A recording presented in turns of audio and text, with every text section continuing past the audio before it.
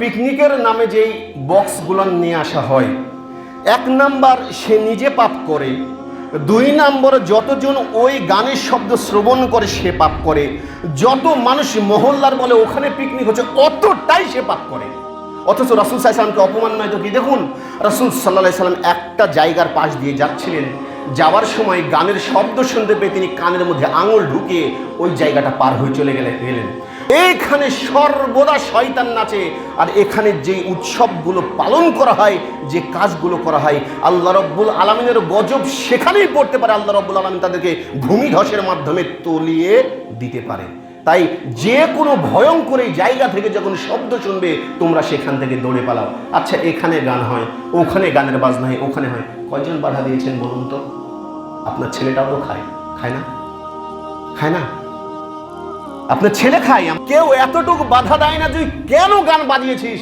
মুখের কথা তো বলতে পারবে না, বলতে পারবে না, না আপনাকে ধরে মারবে।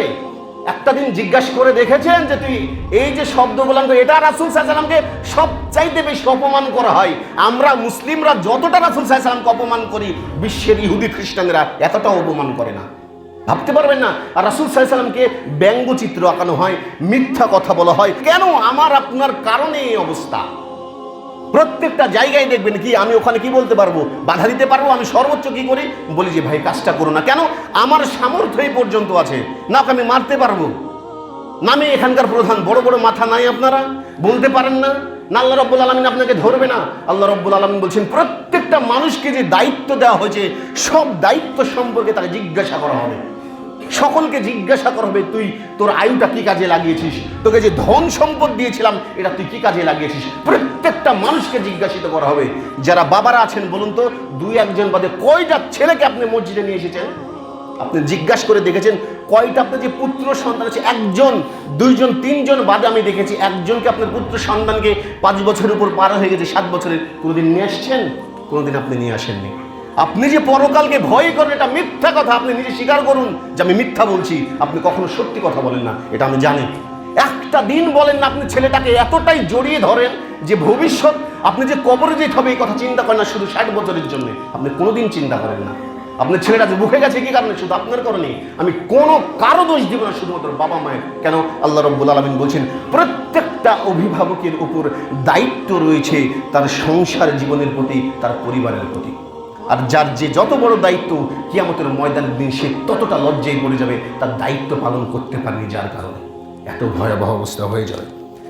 এরপরে আসুন যে এই যে দেখবেন এই সব কাজ ছাড়া আমরা তো করি না, সর্বদা দেখবেন গীবত, মানুষের নিন্দা, বাজে কথা, এই সব নিয়ে আমরা ব্যস্ত থাকি।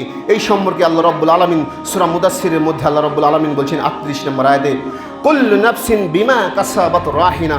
আল্লাহ রাব্বুল আলামিন বলছেন প্রত্যেকটা মানুষকে তার কর্মের জন্য জিজ্ঞাসিত করা হবে, ইল্লা আসহাবিল ইয়ামিন।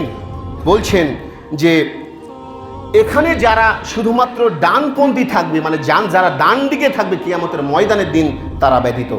ফি জান্নাতি ইয়াতাসাআলুন, সেই দিন যারা জান্নাতে থাকবে পরস্পরকে আলোচনা করে বলতে থাকবে যে আনিল মুজরিমিন, যে কেন এই অপরাধীরা জাহান্নামের মধ্যে আছে।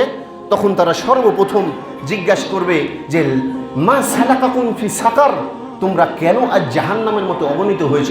তখন বলবে ক্বালু লাম নাকু মিনাল মুসাল্লিন, সর্বপ্রথম বলবে যে আমরা নামাজের অন্তর্ভুক্ত 1 নাম্বার ছিলাম না।